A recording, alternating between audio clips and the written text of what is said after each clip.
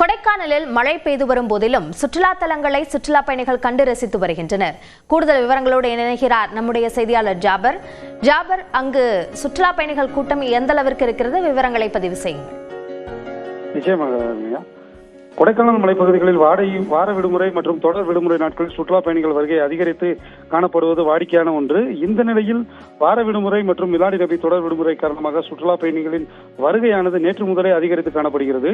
குறிப்பாக கொடைக்கானல் மலைப்பகுதிகளில் மிதமான மழை மற்றும் சாரல் மழை என மாறி மாறி பெய்து வருகிறது. இந்த மழையில் நனைந்தபடியும் குடைகளை பிடித்துக் கொண்டும் சுற்றுலா பயணிகள் தூண்பாறை, குணா குகை, பயன்மரச்சோலை, மோயர் சதுக்கம் மற்றும் நகரின் மையப்பகுதியில் அமைந்துள்ள நட்சத்திர ஏரியில் படகு சவாரி மேற்கொண்டும் ரெயின் பூங்காவை கண்டு ரசித்தும் சுற்றுலா பயணிகள் உற்சாகமடைந்து வருகின்றனர்.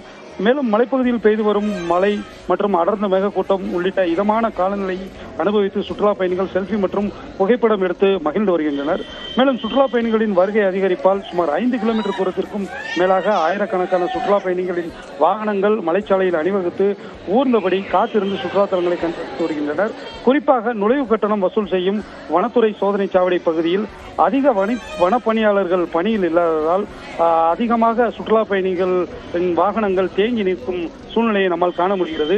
அதனை போக்குவதற்கு துரிதமாக வன பணியாளர்களை வனத்துறையினர் கூடுதலாக பணியில் அமர்த்தவும் சுற்றுலா பயணிகள் மற்றும் உள்ளூர் பொதுமக்கள் கோரிக்கை விடுத்துள்ளதும் குறிப்பிடத்தக்கது. விரிவான விவரங்களுக்கு நன்றி ஜாபர் சாதிக்.